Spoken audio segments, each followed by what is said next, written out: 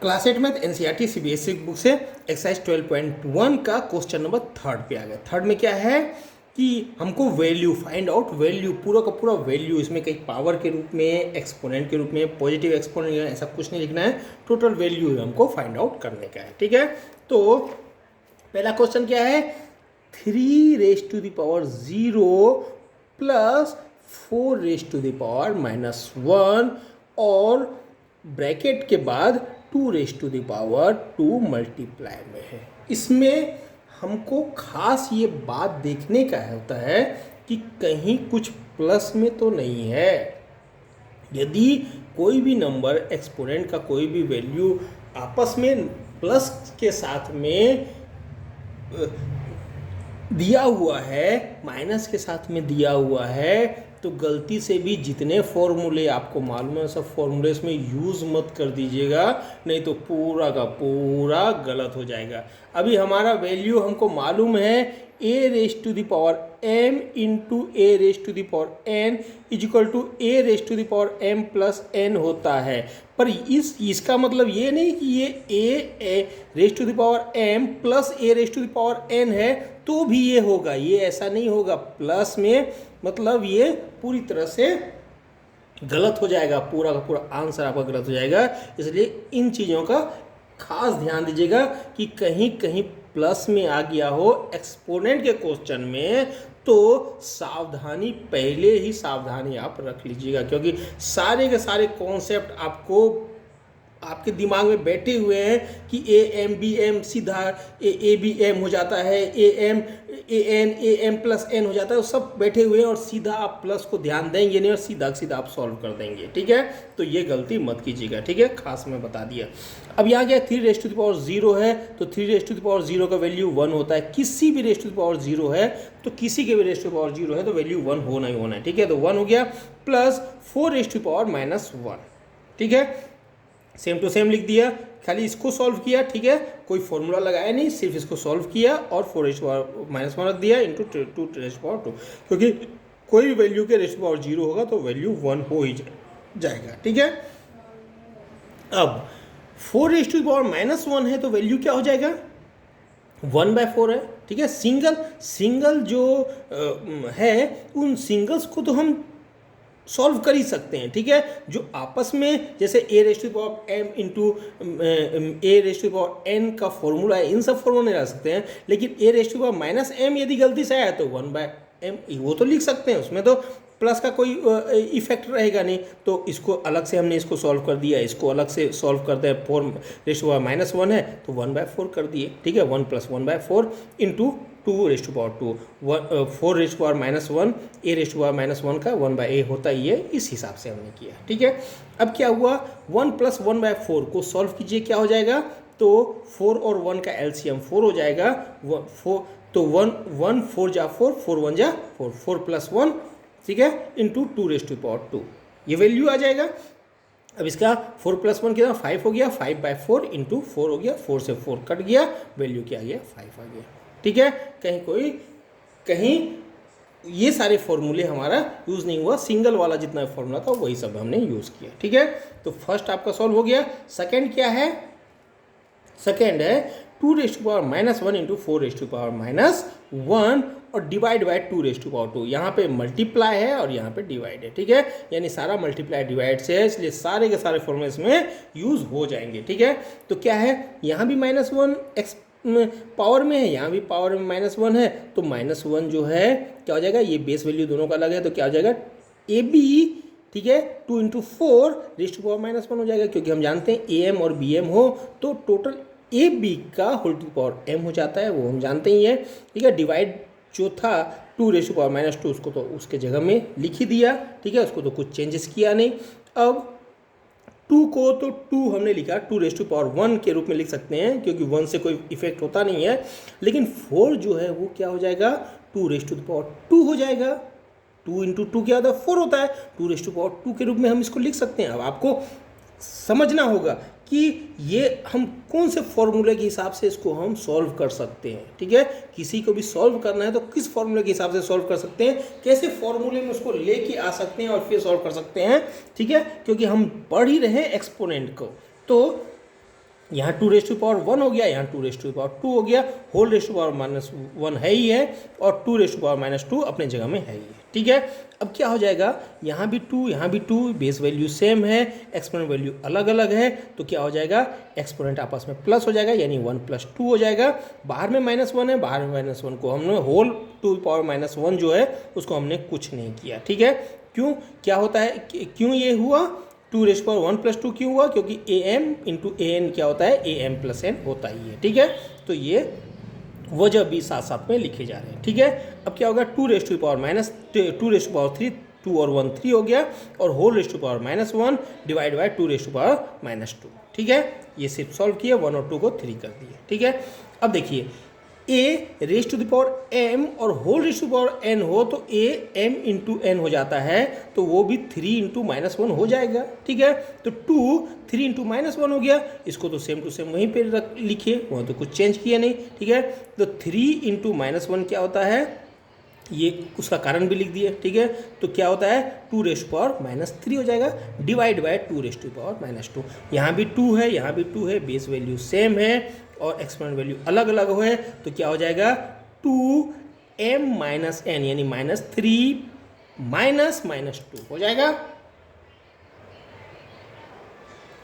ठीक है, तो -3 -2 हो जाएगा, क्योंकि am डिवाइड बाय an यदि हो तो am - n होता ही है। ठीक है, तो -3 प्लस हो गया, तो -3 + 2 हो गया, -3 + 2 -1 हो गया, तो इसको कैसे लिख सकते हैं, 1/2⁻1 है तो 1/2, 1/2⁻1 होगा और 1 का कुछ महत्व होता नहीं है, तो 1/2 इसका वैल्यू हो गया। ठीक है, सेकेंड नंबर क्वेश्चन समझ में आ गया होगा। ठीक है, ठीक है, अब थर्ड में क्या है, 1/2⁻2 प्लस 1/3⁻2 प्लस 1/4⁻2। देखिए यहाँ भी एक्सपोनेंट में -2 है, यहाँ भी -2 है और यहाँ भी -2 है।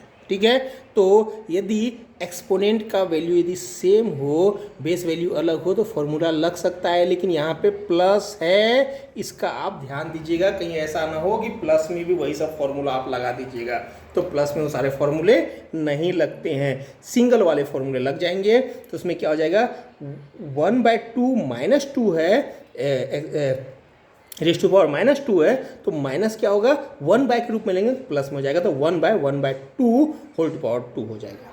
ठीक है, प्लस 1/3 स्क्वायर हो जाएगा, प्लस 1/4 स्क्वायर हो जाएगा, क्योंकि 1/1 रेस टू पावर -m जो है इक्वल टू 1/a⁻m होता है, a raise to power m होता है। ठीक है, ये होता है, ये फॉर्मूला ये है, तो क्या हो जाएगा, इसको सीधा ही सॉल्व कर लीजिए, क्योंकि इसमें कहीं फॉर्मूला लगाने का है ही नहीं, सिंगल पे ही जो फॉर्मूला लगना था वही लगना था, उसके अलावा तो कोई फॉर्मूला लगना ही नहीं है। तो क्या हो जाएगा, 1 स्क्वायर जो है 1 हो गया और 2 स्क्वायर 4 हो गया। ज़्यादा ज़्यादा आप कर सकते हैं तो अलग अलग से 1 स्क्वायर बाय 2 स्क्वायर कर सकते हैं, 1/1 square by 2 square, 1/1 square by 3 square, ऐसा कर सकते हैं। एक स्टेप यदि आप चाहें तो यहाँ पे बढ़ा सकते हैं, कैसे लिखेंगे, 1/1 स्क्वायर बाय 2 स्क्वायर ऐसा लिख सकते हैं, प्लस 1/1 स्क्वायर बाय 3 स्क्वायर, ठीक है, प्लस 1/1 स्क्वायर बाय 4 स्क्वायर ऐसा लिख सकते हैं। क्यों? क्योंकि हमको मालूम है सिंगल के लिए हम जो भी फॉर्मूला है वो लगा सकते हैं। हम जानते हैं कि a/b⁻m यदि है तो am/bm होता ही है, ठीक है। तो इसलिए whole to the power square है तो 1 स्क्वायर भी होगा, 2 स्क्वायर भी होगा, 1 स्क्वायर भी होगा, 3 स्क्वायर भी होगा, 1 स्क्वायर भी होगा, 4 स्क्वायर भी होगा। तो वही 1 square by 2 square, 1 square by 3 square, 1 square 4 square, 1 को तो ऊपर अपने रखा ही है, ठीक है, ठीक है। तो क्या हो जाएगा, 1/1 स्क्वायर का वैल्यू 1 हो गया, 2 स्क्वायर का वैल्यू 4 हो गया, 1/1 स्क्वायर का वैल्यू 1 हो गया, 3 स्क्वायर का वैल्यू 9 हो गया, 1/1 स्क्वायर का वैल्यू 1 हो गया और 4 स्क्वायर का वैल्यू 16 हो गया। तो वैल्यू क्या हो जाएगा, अब ये कैसा हो गया, इक्वल टू 1/1 इंटू 4/1 हो जाएगा, ये वाले को करेंगे तो 1/1, क्योंकि ऊपर में कुछ भी नहीं है तो इसका नीचे वाला वैल्यू, डिनोमीटर का वैल्यू क्या है, 1/1 है, ठीक है। तो 1/4 को ऊपर के ले जाएंगे तो 4/1 हो जाएगा, है ना। मल्टीप्लाई में ले जाएंगे तो 1/4 पलट के 4/1 हो जाता है, तो 1/1 इंटू 4/1। वैसे ही ये क्या हो जाएगा, प्लस 1/1 इंटू 9/1, ठीक है, प्लस 1/1 इंटू 16/1, ऐसा हो जाएगा। इक्वल टू क्या हो जाएगा, 1 को 4 से मल्टीप्लाई करेंगे तो 4 ही होगा, तो 4 ये हो गया। 1/1 इंटू 1 का कोई मतलब ही नहीं है। 9 को 1 से मल्टीप्लाई करेंगे तो 9 ही हो जाएगा, और 16 को 1 से मल्टीप्लाई करेंगे 16 हो जाएगा। वैल्यू कितना आ गया, 29 आ गया, ठीक है। चाहे तो आप ये वाला स्टेप यहाँ पे आप लिख सकते हैं, ठीक है। तो क्वेश्चन नंबर थर्ड कंप्लीट हो गया। अब हमको देखना है फोर्थ, ठीक है। फोर्थ क्या है, 3⁻⁻1 प्लस 4⁻⁻1, 5⁻⁻1 सब प्लस में है और होल रेस्ट टू पावर 0 है।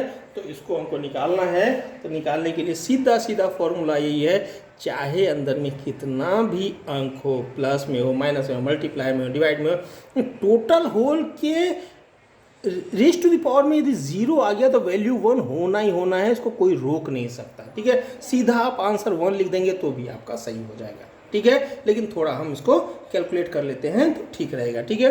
तो 3⁻⁻1 का क्या हो जाएगा, 1/3⁻1 हो जाएगा। 1 का कोई मतलब नहीं है तो 1/3 हो गया, ठीक है। 4⁻1 है तो 1/4 हो जाएगा। 5⁻1 है 1/5 हो जाएगा। 3, 4 और 5 का एलसीएम कितना हो जाएगा, 16 हो जाएगा, 60 हो जाएगा। तो 3 20 जा 60 होता है, तो 21 जा 20, वैसे ये 15 हो जाएगा, ये 12 हो जाएगा। होल रेशियो पावर 0 है ये। 20 + 15 + 12 कितना हो जाएगा, 47। 47/16 होल रेस्ट टू पावर 0। तो किसी भी नंबर के होल रेस्ट टू पावर 0 हो तो वैल्यू 1 होता ही है। ए रेस्ट टू पावर 0 का वैल्यू हमेशा 1 होता है, ठीक है। तो ये क्वेश्चन नंबर 4 सॉल्व हो गया। अब लास्ट बचा क्वेश्चन नंबर 5, ठीक है। -2 raised to power -2/3 raised to power -2 और होल रेस्ट टू पावर 2।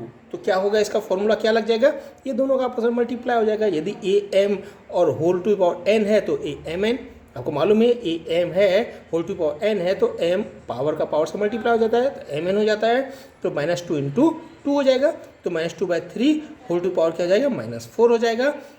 -4 है इसलिए 1 के रूप में लिख सकते हैं, तो 1/-2/3 होल टू पावर 4 हो जाएगा, ठीक है। इसको मैंने काट दिया है, ठीक है। तो वैल्यू क्या हो जाएगा, 1/-2⁴ और 3⁴, ठीक है। प्लस में आ गया तो 2⁴ और 3⁴ हो सकता है, क्योंकि a/b⁴m है तो a⁴m और b⁴m होता ही है।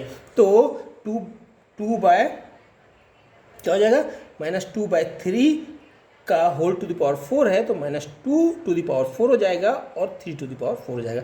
-2 4 बार -2 को मल्टीप्लाई करेंगे कितना आएगा, -4 टाइम्स करेंगे तो प्लस ही हो जाता है। माइनस माइनस माइनस माइनस कितना प्लस हो जाता है, तो 16 हो जाएगा। और 3 3 जा 9, 3 जा 27, 3 जा 81, तो 16/81 हो जाएगा।